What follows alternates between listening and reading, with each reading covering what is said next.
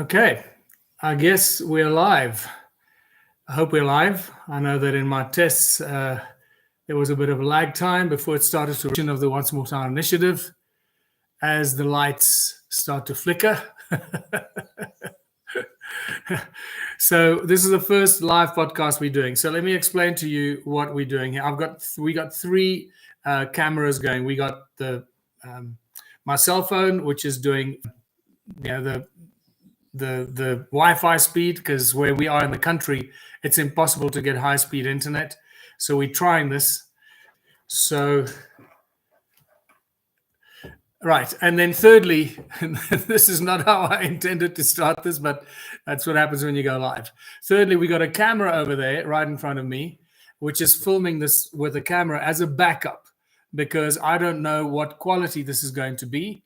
And we're going to probably and possibly use the camera recording and the backup as the version that goes out, the high quality version that goes out. So I can see some people are logging in on Facebook and also on Facebook and on YouTube. So hello and welcome everybody. Let me explain to you now what we're going to do in this very first, I guess, a reintroduction and a familiarization about what Once More Town is, how it works, what we're doing with it, where are we with it, what is possible, how to get involved, and everything. So what I need to first of all say, what I'd like to cover is, why are we doing a podcast? Why did I decide to do a podcast? Well, it's very clear and very obvious that podcasts have unquestionably become one of the most favorite mediums and favorite way of getting information across, for people to be interviewed, for people to get their ideas across, and so forth. And you look at the popularity of some of the biggest names in the podcast world, and you can see how important this kind of communication and a way of interacting with your audience and with your members and followers and supporters, how important this is. So this is very important for Once More Town and myself to start this kind of a regular weekly contact and interaction with our members, our supporters, and newcomers, people that want to know more about Once More Town, how to get involved, and those that are eager to get involved and want to know what to do. So we're going to be covering a lot of ground here. Everything is on the table. We're going to take questions from people. I can see that the people are joining in very nicely now. Lots of names coming up. That's great to see. So in this first podcast, I'm not going to take questions off the internet. I'm not going to take questions off here. I will just interact and say hello to people. And I can see a bunch of people here. My eyes, unfortunately, I think might not be able to read the names from this distance. So if you see me put on my glasses every now and then, that's because I need to read something off the screen. Right.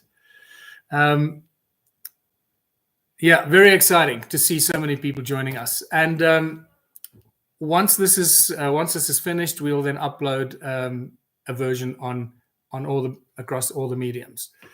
Probably the camera version. So this podcast is going to be a regular event to really deal with updates, with news, with all the developments with Once More Town around the world, for the simple reason that there's so much going on that it really defeats the purpose of me doing the odd 3-minute, 5-minute, 15-minute video update and the news and then putting it out there. It's going to serve us a lot better if we have a regular standing meeting every week on Wednesday, 3 p.m. Johannesburg time, 1 p.m. London time, and what I now realize 8 a.m. New York time.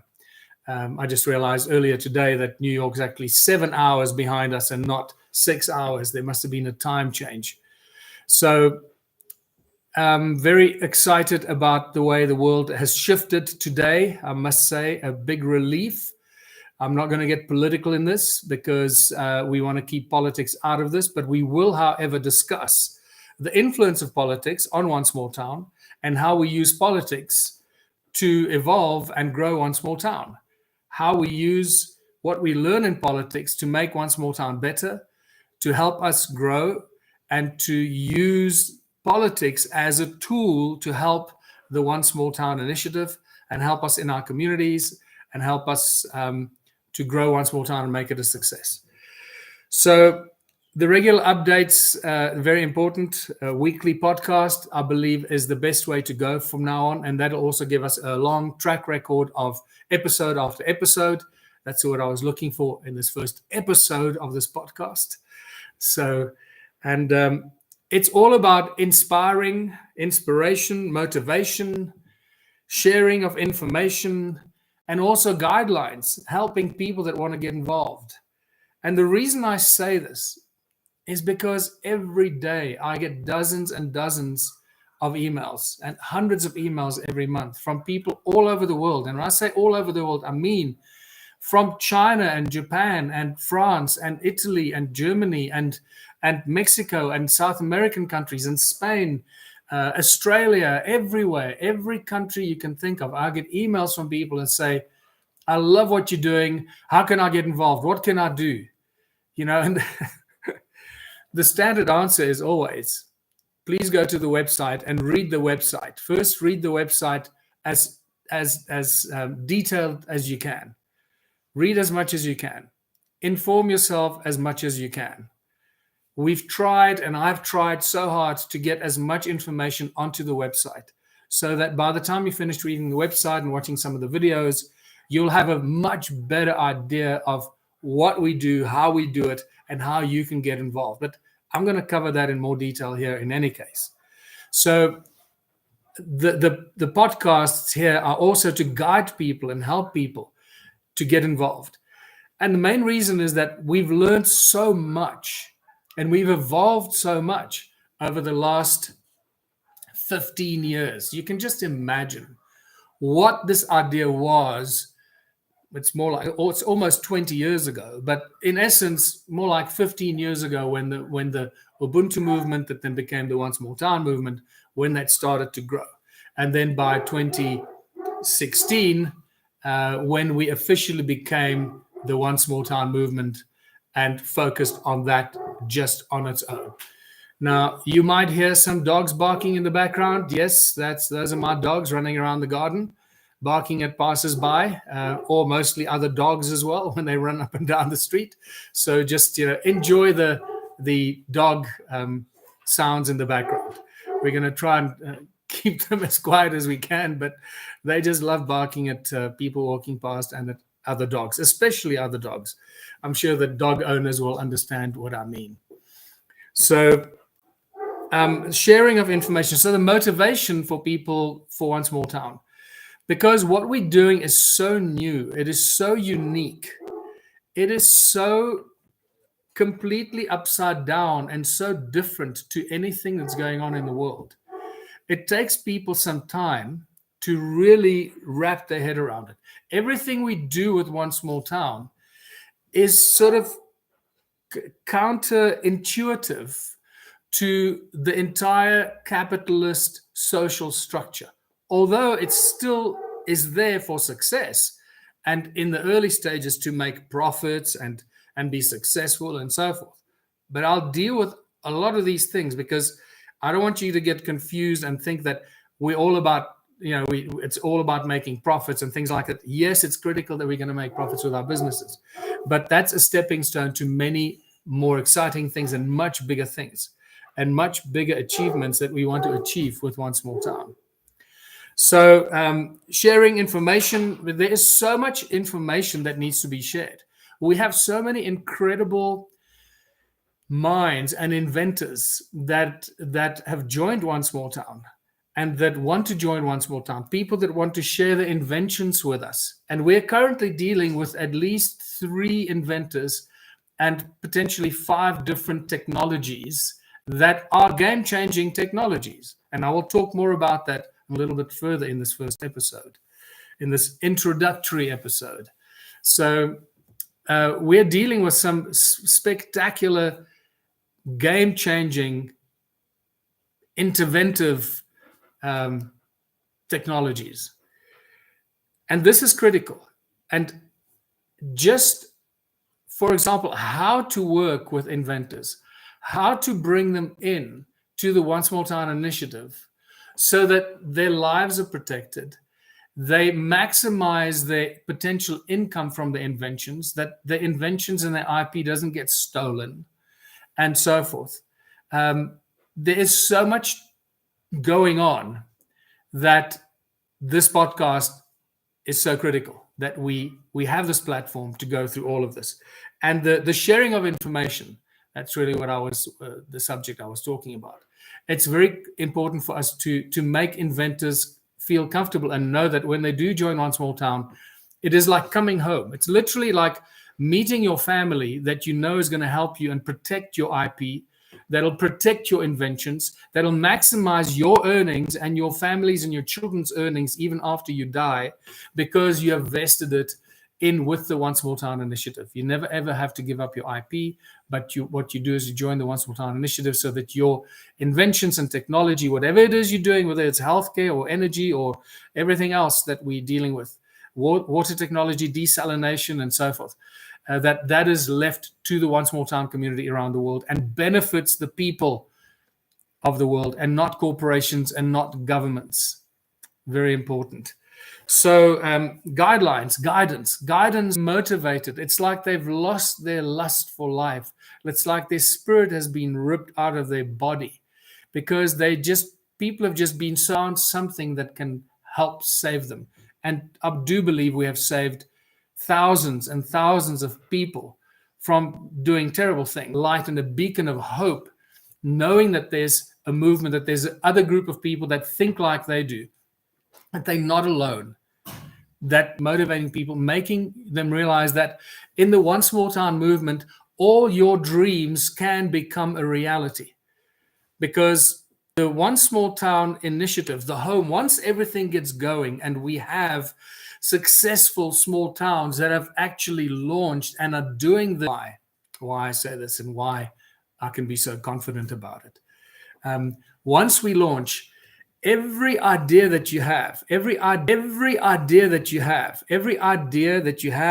an individual or a business person, whether you want to get involved in horse breeding, or whether you want to start a brake factory, or if you have developed a special way to create motorcycle covers or make an abundance to your community. So in essence, what happens with the One Small Town initiative, if you don't know this yet, everybody wins. Every step of town is that we decide and we choose to cooperate and collaborate as a community, as the people of a small town. We choose to cooperate and collaborate to start upliftment projects, upliftment programs in our community, to fix the roads, fix the parks, help the orphanages, help the old age homes. Well, we can choose to do it ourselves. And once we choose to do it, we can do it because we love to do it and we want to make our town a better place. So it's the community projects that is so critical. In the early days of One Small Town, the community upliftment programs, because that really shows the coming together and the unity of the spirit of the people, choosing to cooperate, choosing to collaborate. And I can tell you, I speak from experience when I say this. When I launched it here in my little town of Waterval-Boven, in Mpumalanga, South Africa, in 2013 and 2014, and I ran it for about a year and a half, 2 years before I ran out of money. In those days, I was using my own money with a little bit of help, a little bit of funding here and there. I was raising money wherever I could, and we launched it. And we literally launched it by fixing up the town hall and fixing up the sports fields and organizing sports tournaments and soccer tournaments and netball and volleyball and so forth. The excitement of the people when they used to come in the mornings to the town hall and say, what can I do? I want to be involved. What do you want me to do? You could just see it in their eyes. You could see that they found something that they felt they belonged to. They just wanted to be part of this project, of this initiative. We didn't promise them money. We didn't promise them shareholding in any businesses or any companies. We promised them nothing. We just promised them a plate of food if they contributed their 2 hours or 3 hours. In those days, it was just 2 hours. If they contributed their 2 hours towards helping us work on the hall, fixing the floors and the toilets and the stage and the lights and the PA system and the electricity and the water supply and the gardens outside and everything that was broken with it, that was destroyed by the municipality. The joy and excitement that you could see in the people's eyes, because they suddenly had a goal, they had a purpose in the morning when they woke up. First of all, they don't have a job. A lot of these people didn't have jobs. They didn't have anywhere to go, anything to do. And suddenly this gave them a purpose and a reason to get out of bed in the morning. So I know I'm going to digress as we go through this, because there is so much information and so much experience that I bring to the table, having done this for nearly 2 decades now. It's very difficult to convey this knowledge and this information and the excitement in an interview or in one little update video or something like that. It's very important that we go through this, and every time we do another episode of this podcast, I will share more knowledge, more excitement, more guidance. I will invite others to share their knowledge and information. We will answer questions that we will get from you, the audience, the members, and the One Small Town supporters, and so forth. So I know I digressed a bit, but the solutions and the guidance is so important. And what this does, what the One Small Town initiative does, the moment you launch this in your community, you will see that you can come up with any ideas, any business ideas that you think will be great to, first of all, make a good profit, and that'll help your community. The profits go back to your community, whether it's businesses in the agriculture industry. And we'll talk in more detail about the ideas and the things that we are focusing on in the early days of One Small Town. I'll touch upon that in much more detail. Agriculture must be and always is one of the first things that we focus on, because we need to create food security. We need to create seed banks. We need to use our seed treatment technology, which some of you may be aware of, that we have very advanced and unique seed treatment technology that will give us our own seeds with our own genetics that we register as our own seeds, so that the big guys like Monsanto and so forth can't steal those seeds from us. We need to protect everything that we create. Remember, and we often forget this, freedom and prosperity needs to be protected. And if you allow infiltrators to infiltrate your organization and destroy you, divide you, destroy you, undermine you, undermine your initiative, you will lose your initiative. And boy, can I talk for hours and days about the many infiltrations and the many infiltrators that have come into the Ubuntu movement and since 2016, the One Small Town initiative. They come as your friends, and you let them in, you start sharing deep secrets with them and plans and ideas, and before you know, they start stabbing you in the back and start spreading horrible things about you.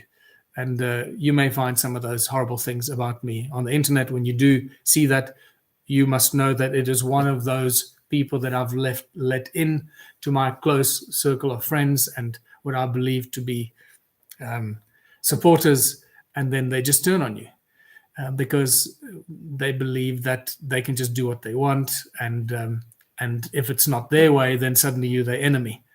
And it's a very interesting thing. We'll go into that in more detail, how something like that can happen literally overnight. And before you know it, you're out there trying to defend yourself against people that are spreading all kinds of interesting stories about you.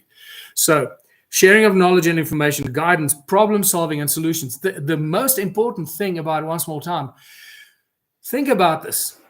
We have already, with the One Small Town initiative, solved pretty much all the problems we face in the world. And if you hear this for the first time, you're probably going to go, "Oh my God, what an arrogant prick!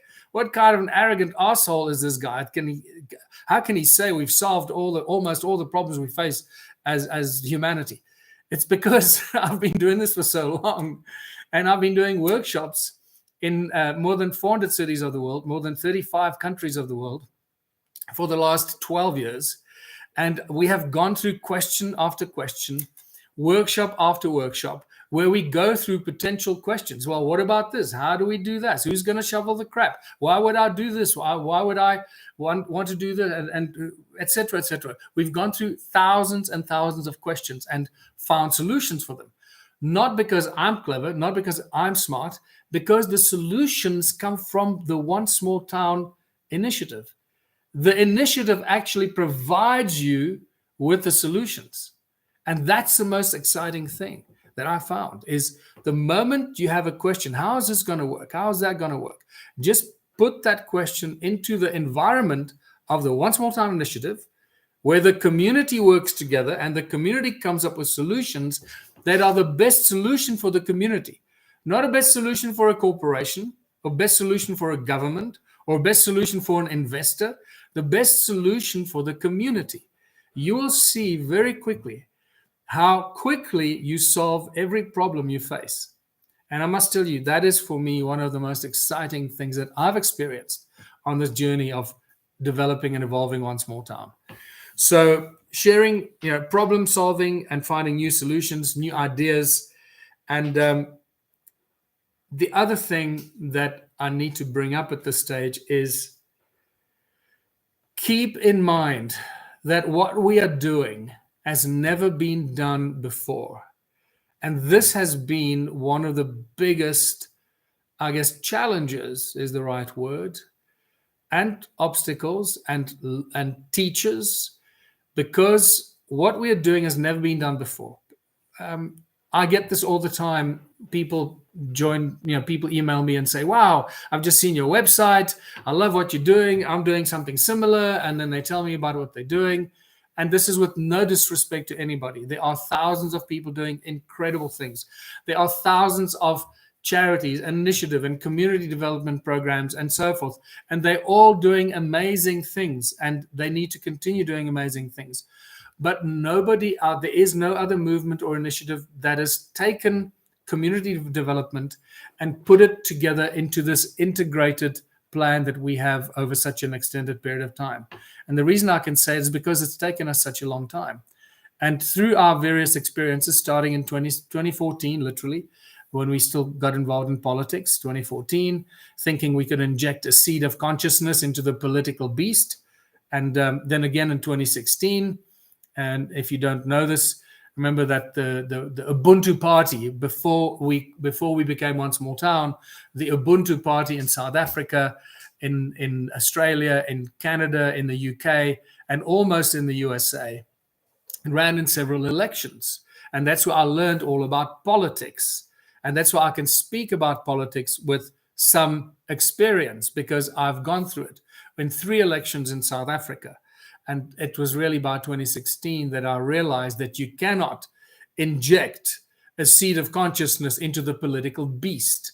We're going to talk a lot more about politics in these podcasts. So I don't want to spend too much time on one subject at this stage. I want to try and get through my list of what I wanted to discuss and bring up in this introductory episode.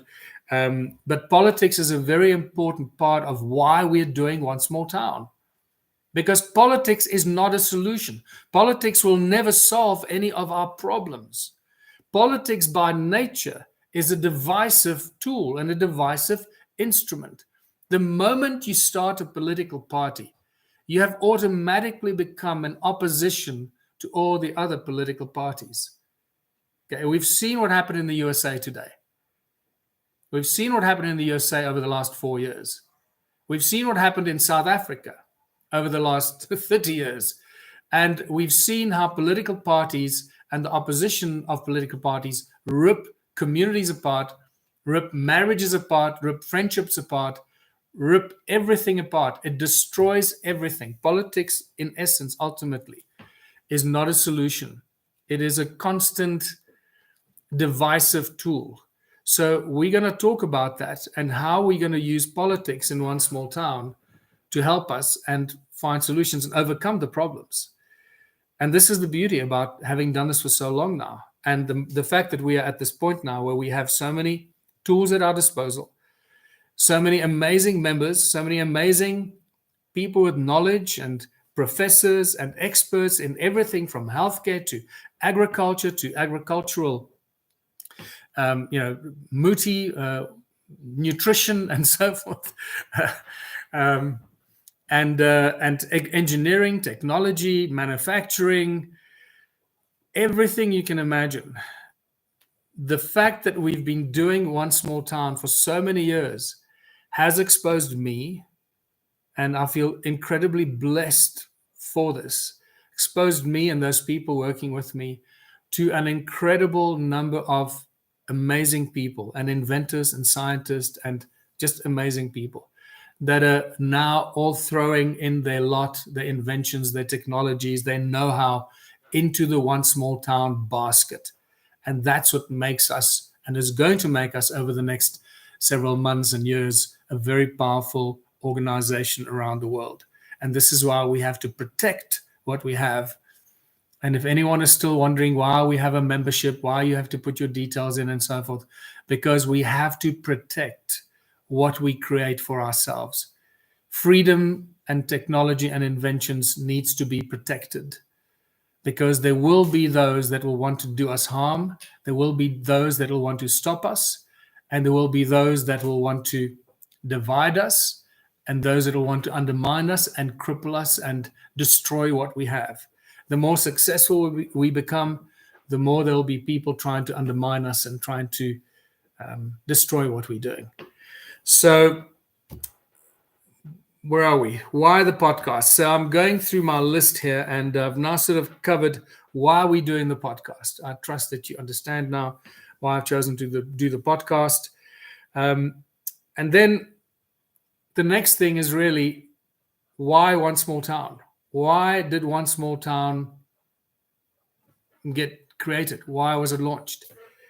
And that's a very interesting question, because you can go into many different areas. You can go into, pragmatic areas of economy, of the world is screwed, the world is messed up. Very few people in the world are happy with their lives, with the way the world is going.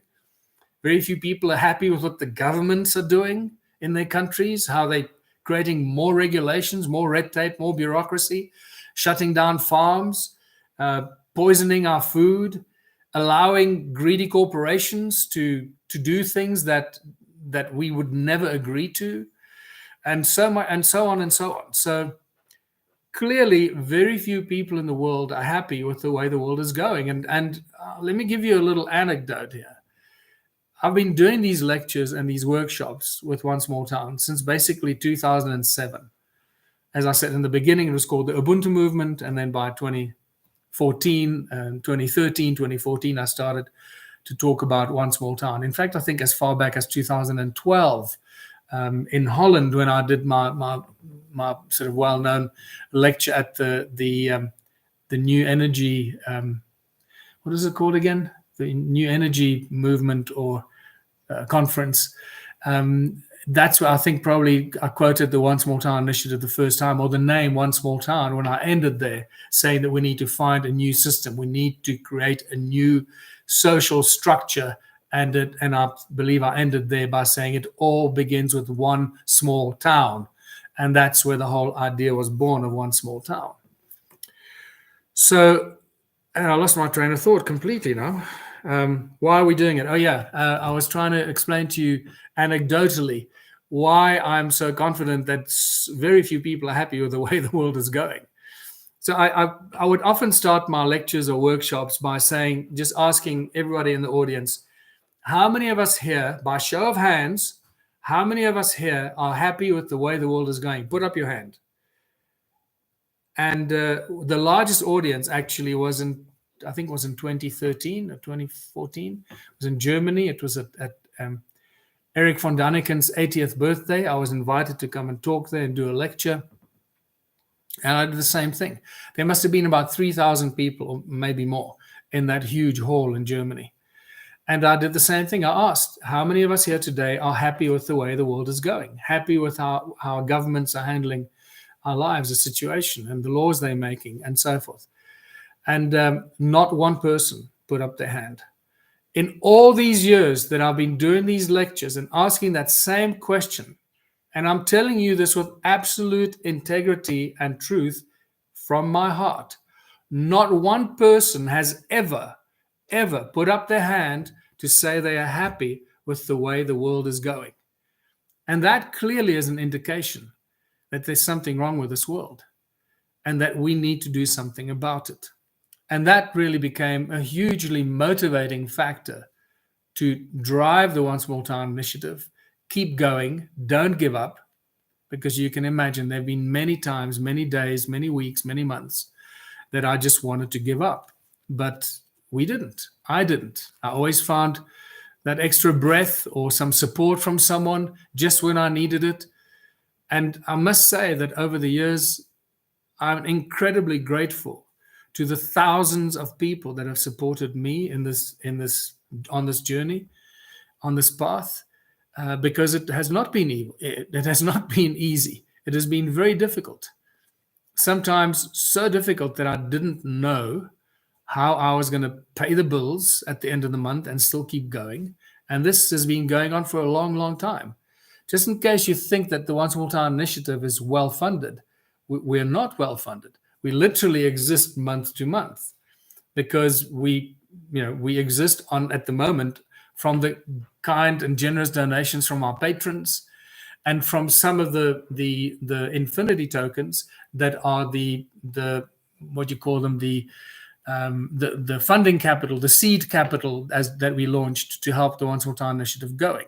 So it's growing beautifully, but I'll explain in more detail exactly how that all works and how that's going to become our saving grace. Not the One Small Town management or office. I don't want to use the word management. When I say management, it's not managing One Small Towns around the world. It's just managing our office, managing the admin and what we do. Just understand the One Small Town initiative is a bottom-up initiative. It's not a top-down. We don't manage anything from the top. The people in the communities run their own show. They decide what they do. And if the One Small Towns are not successful, if the towns themselves don't make money and they don't succeed, or they don't work in unity and they don't collaborate and cooperate, then we can't succeed and we can't survive as the One Small Town head office. Okay, in case you're a little bit confused about that. So it is probably one of the only initiatives around the world that's a bottom-up approach, right? So we constantly need funding to keep our office going so we can keep promoting One Small Town so that the people can start it and become successful in their towns and communities.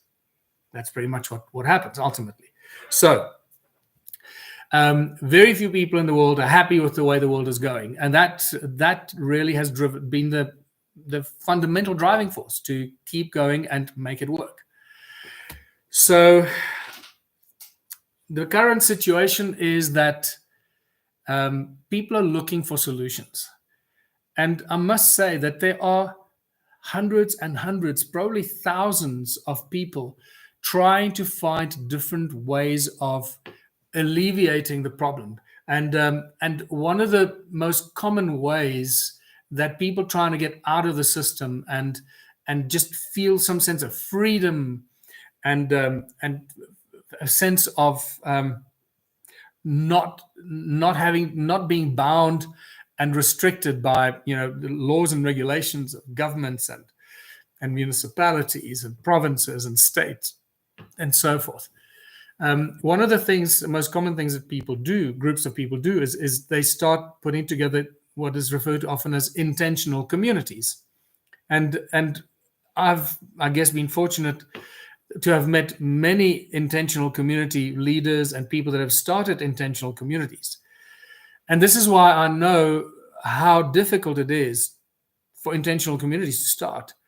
They are, in fact, I can tell you right now, and you might have your own experiences with it, everybody that I've spoken to that I know that have started intentional communities has lost a huge amount of money, and has often lost their property, lost their farms, lost the land upon which these intentional communities were started, because it all starts with great excitement, with great enthusiasm, and very quickly descends into arguing and bickering about this and about that.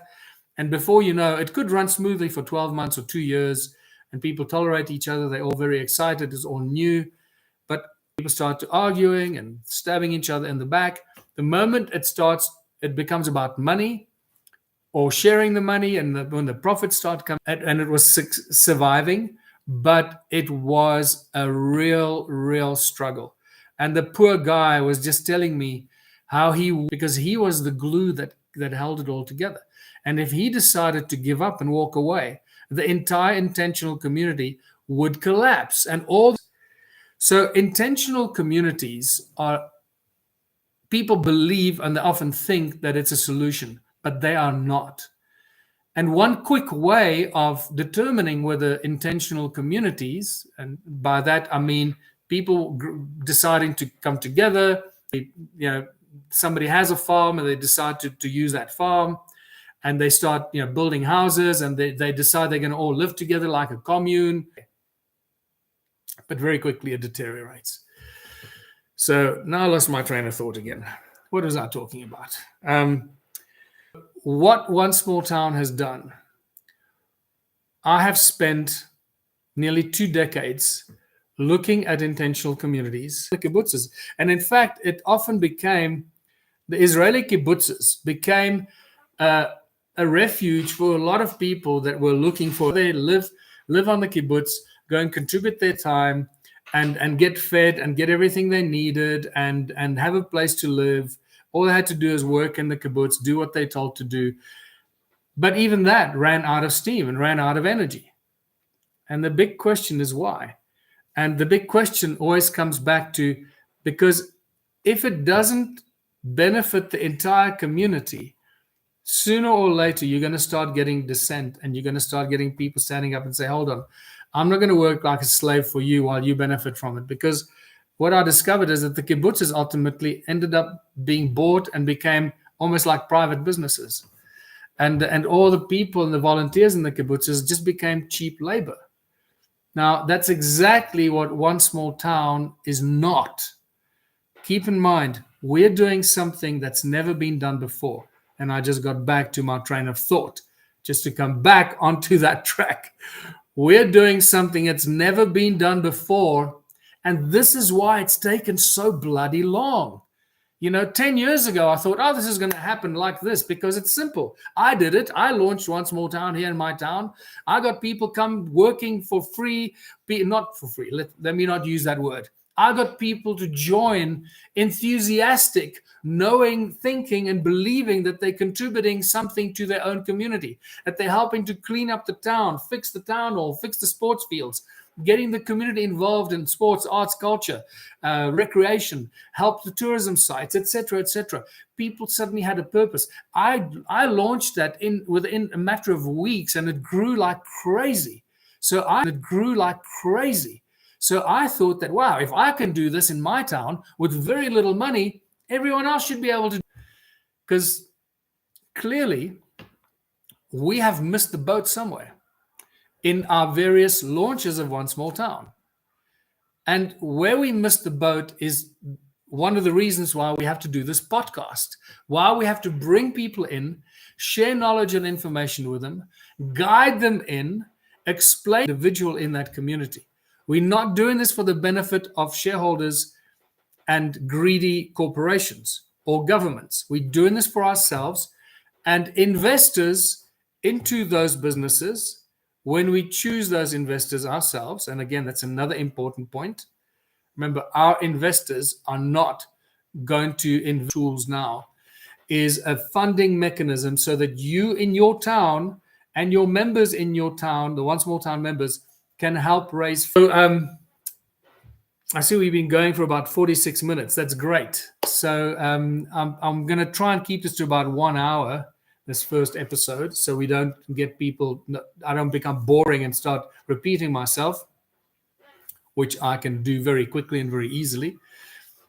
I've explained now that intentional communities don't work. So what One Small Town has done, we've learned about all the failures of intentional communities, and we've worked that into the One Small Town model. so that we learn what not to do. And in essence, all these years, everything that we've done with One Small Town has been a training exercise, a rehearsal for what we're doing today and to where we are today, and why we're now ready to do podcasts, to invite everybody in any country and any town, anywhere in the world, to join One Small Town and launch One Small Town in your community. Everyone, everywhere, please pay attention, is invited right now to go onto the One Small Town website, sign up as a member, and then take it from there. I'm going to talk you through and make sure that you understand fully of what is expected of people that want to get involved, how they can get involved, and what they can expect they should do. So we're now ready. It's taken many, many years to get to this point. And things that we've learned is that without structure, without management, without structure, without accounts, this is not going to work. And in fact, this is one of the reasons that intentional communities, most of them fail. Intentional communities, most of them fail. Virtually 99.9%, 99% of them have failed because they all start project management and they're not good at, making sure that things get done and delivered on time. They're good at other things, and we need to be clear about this. We're using people where they are best. We're using experts, the best experts in the field that they are experts in, so that they deliver the best results, right? So if you want to start a bakery in your community, you're not going to appoint an engineer to come and bake your bread, or you're not going to appoint somebody because they're a certain skin color to come and bake your bread. You're going to find the best baker in your community to come and bake your bread. And if you appoint the wrong person to run your bakery, by the community itself, the solutions will come from within the community. We don't even have to look for the solutions. It solves its own problems. And that's, for me, always one of the most exciting and most beautiful things that I remember when I experienced that the first time, to start One Small Town in every country, in any town, anywhere in the world. And why can I say that? Is because we have seen building the systems and building the structure which will make this possible and is making this possible.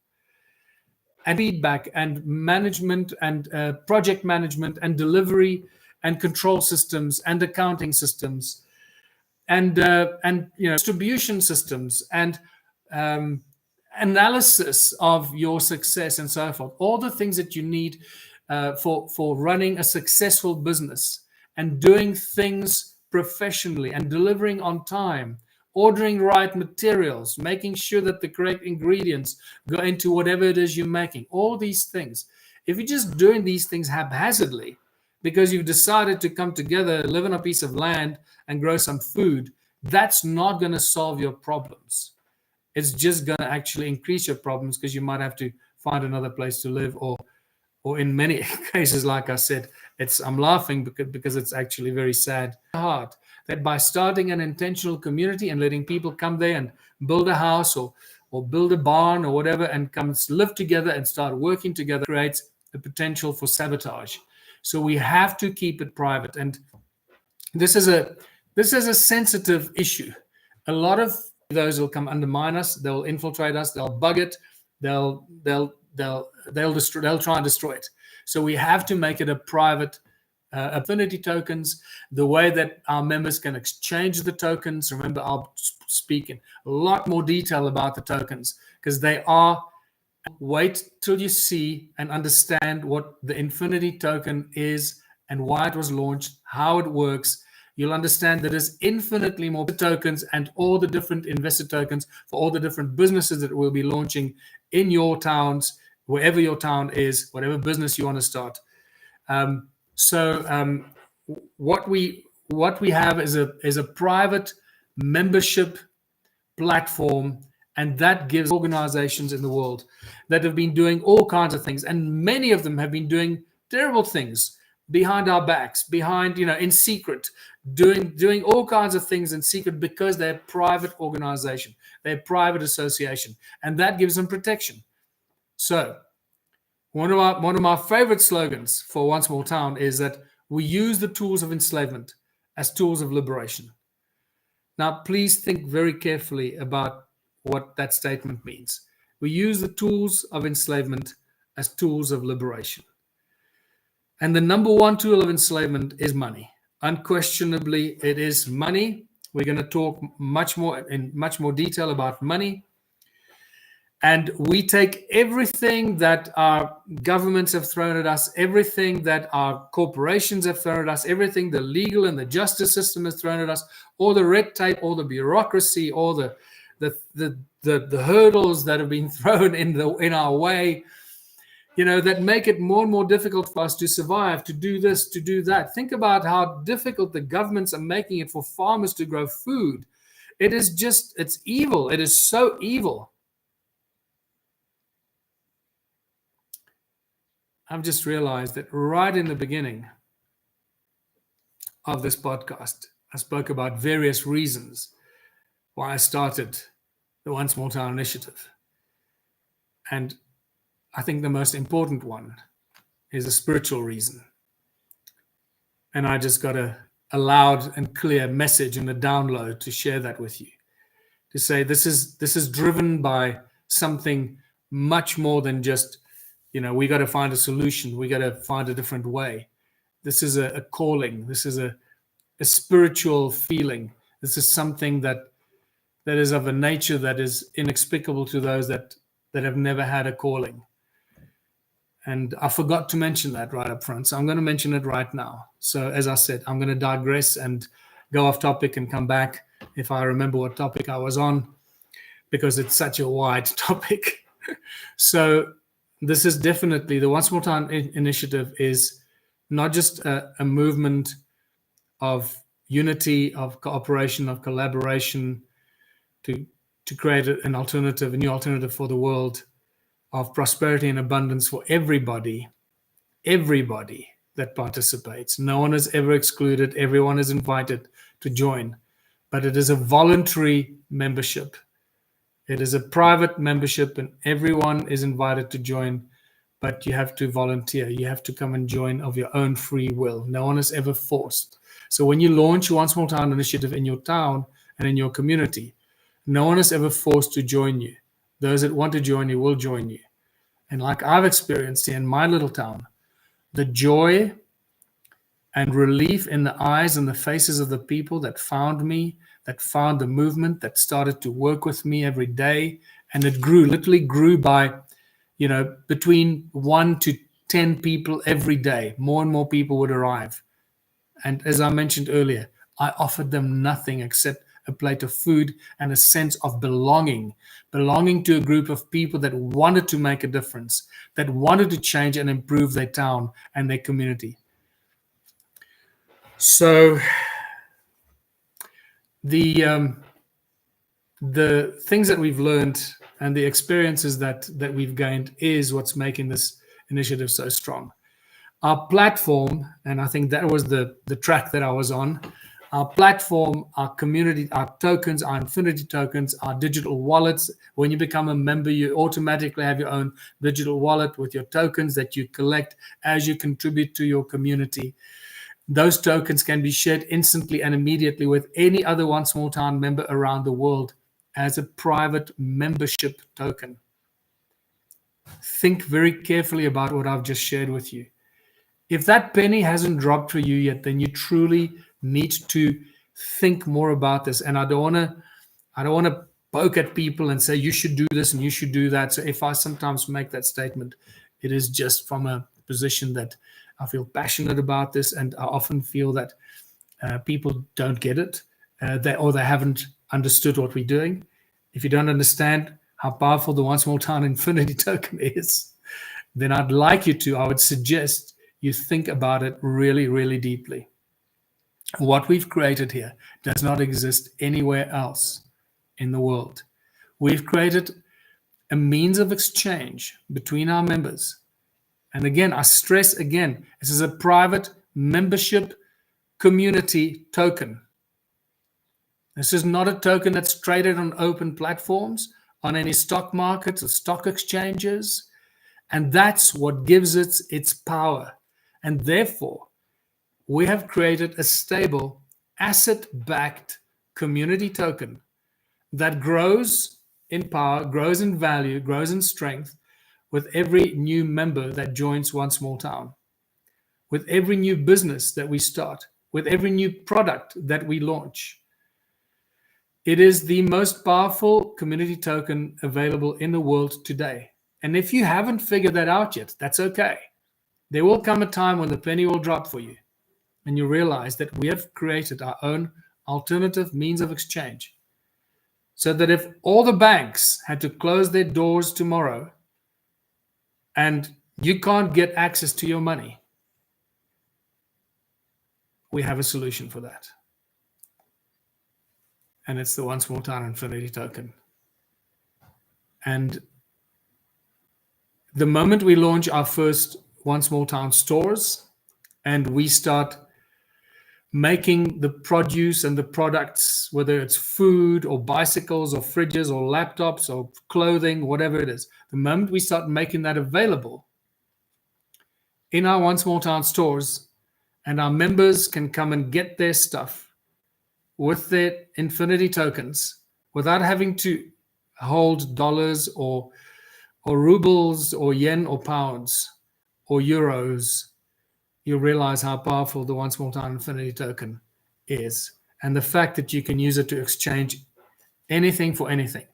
The One Small Town stores are going to become true trading stores where you as a One Small Town member can trade anything you have and exchange it for anything that we have created or developed that is available to our members. That's going to attract all kinds of people to us, all kinds of people that may have not understood One Small Town in the beginning. I believe they're going to recognize how much benefit they get from simply becoming a member and participating in the One Small Town store, where all our produce and products are going to be available a lot cheaper than any other store. I'm going to let that sink in.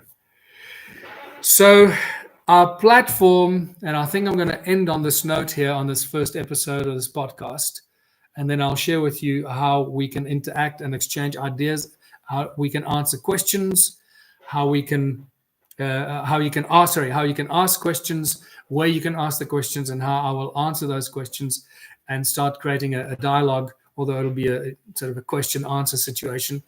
I guess we will get at some stage into a position when we have more funding to set up a proper studio. Right now, I'm doing this from my house, from my library, from my workspace here. And as soon as we have enough funds to set up a proper podcast studio, we will do so. I trust that's going to be very soon.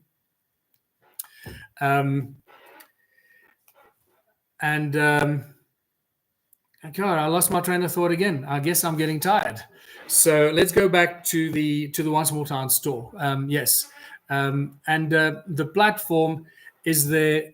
First of all, it starts with membership. So our platform, it's a blockchain. It's a blockchain block. We can call it a blockchain because it functions like a blockchain.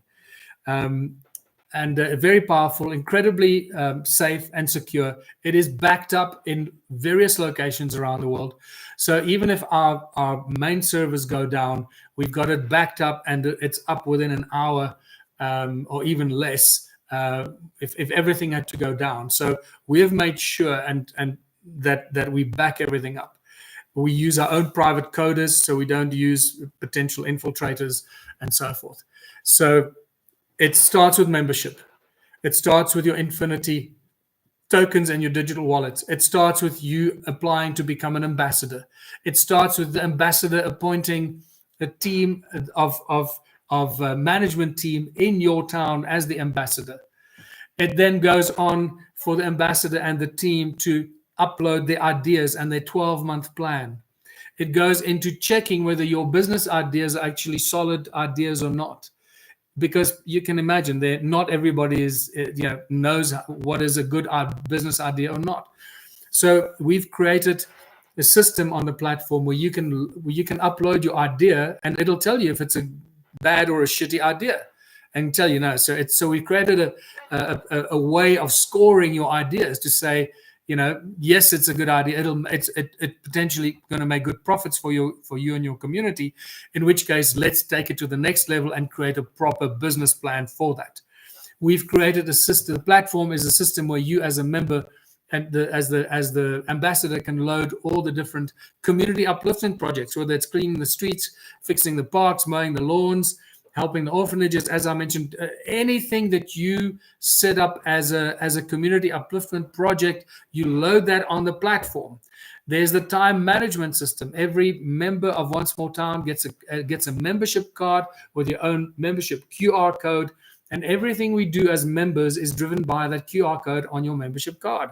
So when you arrive to give your 3 hours a week for cleaning the park or helping the orphans, whatever it may be, you scan your card and it automatically logs you in for that specific community upliftment project. At the end of those 3 hours, or at the end of the hour, it automatically logs the time when you log out, when you scan out, QR code scanner for that specific project. When you scan out, it automatically logs the amount of time you've contributed. And by the time you've contributed 3 hours, which hopefully we'll do in 3-hour sessions, it automatically puts one Infinity token into your digital wallet. And this is a system that took 3 years to develop. It is such a powerful platform. We're about to launch the One Small Town Gallery. Let me come back to that very briefly. Just before I finish here today, I'll bring you up to speed with where we are with our technology, with the safety and security and the stability of the One Small Town office, just to give you peace of mind to know that very soon the One Small Town office internationally will be safe and sound and secure financially. But the platform is there. It's got everything you can imagine in it. Accounting systems, project management systems, all of it is connected. So that once you start as a community, once you start your initiative, your projects, your businesses, no one can ever undermine it. No one can ever crash it or infiltrate it. It is open to all your members in your community, in your town, can see. It's totally transparent. So every member in your town can log on and see how successful this business is, or when am I required in the park or at the orphanage or wherever, in the bakery or at the in the dairy or in the horse breeding business or wherever it may be. The platform is an incredibly powerful tool that we've created. This is why intentional communities can't succeed. There is no structure, no management, no controls. And this is why One Small Town is such a powerful. Intentional communities can't succeed. There is no structure, no management, no controls. And this is why One Small Town is such a powerful initiative right now, because of the powerful platform that we've created. It's taken huge amounts of thinking, huge amounts of coding and programming, and this is what's going to make it succeed. That is why we know it's going to succeed, because we've built the methods and the tools to make it succeed. No one can run off with your money. Often investors, and we know this from South Africa, I'm sure that other countries around the world have the same problems. And it goes to somebody, some individual or some organization that claims they're going to launch that business on behalf of the community. And to them used, that is being used accurately and correctly into the right project, the right business. And they can then see, once the business starts, safe and comfortable and confident investing into our small towns. And I'll go into a lot more detail about the system and the fund in every small town help to fund every business that you're thinking of launching. And what I can also tell you is that as the weeks and the months go by, more and more wealthy individuals are finding One Small Town and are contacting me, showing their interest in investing into these initiatives, especially into food growing, agricultural activities, and healthcare activities. Right now, as I'm talking to you, we have some investors that have pledged over $1 billion to to invest into the South African healthcare industry. You may have seen my post that I posted a few weeks ago, about 10 days ago, not even 10 days ago, that I'm urgently looking for somebody to help us put together an investment pitch for the healthcare and hospital industry in South Africa, because we have between $1 and $1.2 billion ready to be invested into hospitals and healthcare clinics in South Africa. Now we need to put together a really well-prepared pitch, high-level executive pitch to pitch to these investors. And they're also interested in investing into food growing and the farmers in South Africa, especially the small farmers that are struggling to survive. So I'll be talking more about that, but please follow the posts on Telegram, on the Telegram channel, on Facebook, and then also obviously on our website. So I use mostly Telegram. I start on Telegram, then I transfer it onto Facebook, then I put it onto LinkedIn, and then we put it onto our website as well. If you need to email me, my email is michael@onesmalltown.org. It's very simple. Don't email me with nonsense and crap. Don't waste my time, please, because I have hundreds of emails to read every day. If you email me with ideas and thoughts, get to the point, 2 or 3 lines. I want to talk to you about this, and that, or have a solution for this, and that, or et cetera, et cetera. Keep it short to the point.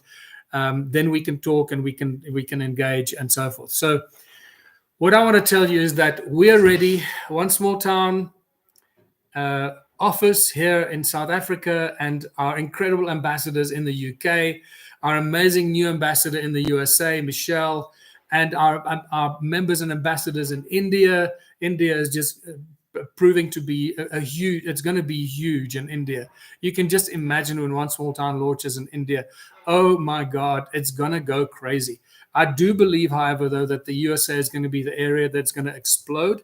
South Africa is going to have a similar effect. But because of the nature and the kind of thinking in the USA, it's probably going to explode in the USA quicker than anywhere else, which is great. We're going to lead by example. And now that we've got a new government coming in the USA, that I believe is with Elon Musk getting rid of all the bureaucratic red tape and easing business, making it easier for people to do business in the USA, I think it's going to help us a great deal. In the USA with One Small Town and launching that, and also helping to fund some of the many businesses that the people in the small towns are going to want to launch in the USA. This is going to be very exciting. Just let your mind run wild, right? Let your mind run wild. Let's imagine this fairy tale with me for a few seconds here. Imagine 50 countries that have started, or 100 countries that have started One Small Town. And in those 100 countries, we have 100 towns. That gives us 10,000 towns. 10,000 towns. And in each town, we have 100 businesses. Can you see how this thing snowballs? Each business is a potential distributor, has a potential product for all the other small towns around the world. So very quickly, in the next 2 to 3 years, we can create a global network of thousands and thousands of towns all connected to each other using infinity tokens. You can use international currency as well, but the option is always there to use infinity tokens if you are trading and dealing with each other. And every town within the One Small Town initiative becomes a distribution network and a distribution point. And consumers of produce and products and technology that are created in the other small towns around the world. Plus everyone else out there that is not necessarily part of One Small Town. So hopefully the idea is slowly but surely, boiling, or what's the word I'm using? Fermenting and distilling into a clear picture, and realizing what a powerful thing we have created here. We are ready to launch One Small Town everywhere and anywhere. It is up to you in your individual towns to launch it. I can't launch it for you. And this is really going to be my parting words with you here today, is don't email me and ask me, wow, I love what you're doing. And I get hundreds of these emails. I love what you're doing. How can I get involved? Okay. Well, the most important thing to do is to get involved. Go online and sign up as a member. Become a member. first thing you should do is become a member of One Small Town. That's the first thing that everyone should do. And then go and buy a bunch of Infinity tokens, as many as you can afford, so that you have them in your digital wallet. And you can start trading and using them the way we used Bitcoin when Bitcoin first was launched. Think about the excitement. When Bitcoin was launched, I will never forget it. I thought, I was one of the naive people that thought that Bitcoin was going to be launched to help us get away from fiat currencies. Well, how wrong was I? So once more, the Infinity token is, in essence, the new replacement and is doing what Bitcoin failed to deliver, what Bitcoin failed to give us, that alternative means of exchange. And it is a lot easier. You can never lose your Infinity tokens. They can never get devalued. They can never get crashed because it's a private membership token. No one can ever come and crash the value of the tokens or in any way whatsoever, because it is our members that control it. It is our 3 hours of sweat equity, 3 hours of contribution that we each contribute as a member, a minimum 3 hours per week, that gives the Infinity token its value. And that value keeps growing. I will talk more about the tokens in the next episode, because it's a big deal and it's important that people need to realize that they can start using it. My suggestion to you is sign up as a member, then log into your membership account as a member, and you'll see you have all these different options. And you click on My Wallet, you go to My Wallet, you click on Buy Tokens, and buy yourself as many Infinity tokens as you can afford.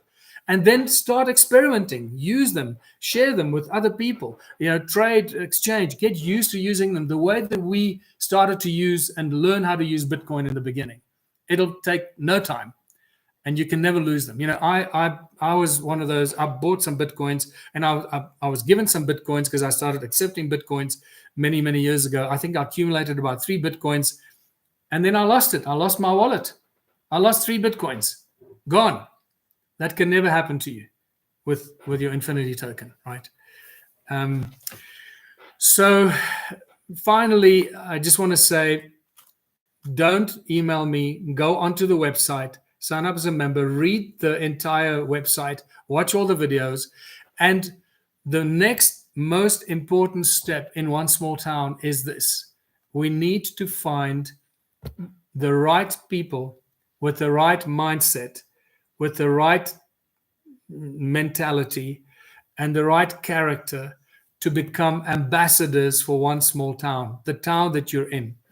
So before we can launch One Small Town anyway, we have to find the right ambassador. Without an ambassador, we can't, you can't launch One Small Town. I can't launch it for you. You have to launch it yourself, right? Very important. So first we need an ambassador that needs to sign up as an ambassador. And that ambassador then needs to put together a support team with a business planner, a project manager, probably an agriculture expert, an IT expert, someone to help with admin and PR and so forth. So normally a team of about 5 or 6 people together with the ambassador. And that team then puts together a 12-month plan or a 12 to 24-month plan. And I know I said I was going to end on the previous note, but this is really the most important thing so that you know where we are. Without the 12-month plan, we cannot launch One Small Town. And that was one of the hardest and most difficult lessons and the most expensive lessons we've learned. By simply appointing someone to become an ambassador, that was a mistake. Because there are so many people with good hearts, so many people that want to help, they want to be involved. They say, yes, I'll be your ambassador. I want to be your ambassador. But they've never run a business. They don't know how to manage anything. They're beautiful souls and beautiful people. They want the best, but they're not the kind of person that can help run and manage the launch of One Small Town, which in essence is like you are the CEO of a company that keeps growing, that keeps getting more and more departments. So you as the ambassador have to manage more and more businesses that are going to be launching under you as the ambassador. Every business that launches in your One Small Town is a new department in your One Small Town. And so the role of the ambassador is literally like a CEO or a general manager that has got experience in running, reasonably big businesses that have got many departments and managing people, making sure They know how to manage people to get the best out of the people, to deliver on what they're supposed to do. Because we're not messing around. This is not a bunch of hippies getting together on a piece of land growing some food. This is very serious. We're starting hundreds and hundreds and thousands of businesses across hundreds and thousands of small towns. And we need to manage them. The platform is a management tool that will allow you to do this successfully without anyone running away with your money, with the money being allocated and distributed equitably every month, at the end of every month, so all the profits go to the correct people and the rightful people, to the members, so you keep your members happy. And all the members can see exactly how much is due to them and that they receive the right amount. So complete transparency all the way, every step of the way. Remember, our motto is, if it's not good for everyone, it's no good at all. You'll see it in our logo, the One Small Town Initiative. If it's not good for everyone, it's no good at all. So the platform is ready. We're ready. We just need now for the people that have what it takes to be an ambassador in your town, go online, sign up to be a member, and then sign up to become an ambassador. Go through the process, fill in all the forms that are required. We have made it quite a process to find the right kind of people so that we don't make the mistakes of the past just by appointing an ambassador because they're wonderful souls and they want to help. That doesn't mean they have what it takes. So we've changed the entire way of appointing ambassadors, and that has suddenly brought a whole new caliber and a whole new quality of person to apply for being an ambassador. And that, I must tell you, is the most exciting thing that has happened. And I think on that note, we've pretty much covered everything that I wanted to talk about. It's taken a lot longer than I thought. I'm very excited to have launched this One Small Town podcast. Thank you for everyone that has logged in, that has been watching. I see the numbers have been fluctuating to well over 100 between Facebook and YouTube. It's been great. Tell your friends, sign up as a member if you're not a member yet. Buy as many Infinity tokens as you can. Start practicing sending the tokens to your friends. If you have what it takes, if you think you have what it takes to become an ambassador in your town and launch One Small Town in your town, then go online, sign up as a member, and then apply to be an ambassador. And we'll take it from there. I can't wait to see how this explodes. I believe that we're entering a whole new era. What happened in the USA is a great omen, I believe. At least we've averted World War III. I must admit, I breathed a huge sigh of relief when I woke up this morning in South Africa. I believe it's gonna have a positive effect around the world. And what I can tell you, what I hinted earlier, that we are reaching a stage with the One Small Town Initiative, the head office. We are in the final stages of developing certain technology that we're about to launch. And that technology is going to be utilized to generate funds for the One Small Town office and help fund the One Small Town initiatives around the world. It is a spectacular new technology that belongs to us, belongs to the One Small Town head office and the inventors that invented it and created it. So it has taken us a lot longer to develop than we imagined, like all new technology does. But literally, as I'm talking to you, this particular technology is starting to run, and it's giving us exactly what we believed and hoped it would give us. In fact, it has surprised us and is giving us a lot more than we expected. That, I believe, is going to be the foundational funding tool and funding mechanism in every country so that we have enough funds for the One Small Town head office, the One Small Town ambassadors, and each One Small Town office when it launches. So what I'm saying to you is that in the next few months, and especially the next year, the head office of One Small Town will be in a position financially to help fund the ambassador and some of their cornerstone projects when they launch One Small Town in your community. I hope you understand what that means. That means that we'll no longer we will no longer be dependent on people being self-employed and have to make ends meet, and hope to launch and start generating some income from the businesses that we launch. That is a long-term solution. We'll be in a position where we can actually launch One Small Town a lot quicker in many towns. And as our technology grows and expands, we'll be able to fund more and more of these towns by providing funding for the launch and the projects in those towns through the ambassador and the ambassador's office. And that is why we have now taken a fast, more stringent appointment of our ambassadors. Really, we have to take them through quite a process to make sure that they're the right profile, the right person to take on this responsibility. We're not messing around. This is a very serious thing we're doing. We're saving the world and we're changing the world. And One Small Town is changing the world. I think on that note, I've exhausted my voice for today. I'm going to leave it there. And I hope that this has given you some joy, some hope, some excitement. I'm more excited than I have been in months and in years. As I speak to you, our technology is being assembled and launched in the factory, and I tell you, it is an extremely exciting moment in the evolution of the One Small Town initiative. I forgot one final thing, and I'll deal with this again next week. We're about to launch the One Small Town Art Gallery, the online virtual art gallery. The One Small Town galleries around the world and the virtual online gallery is going to change the world. Art is sold, where artists earn royalties on all future sales of their art. This is going to change the way art is sold and the way artists sell their art.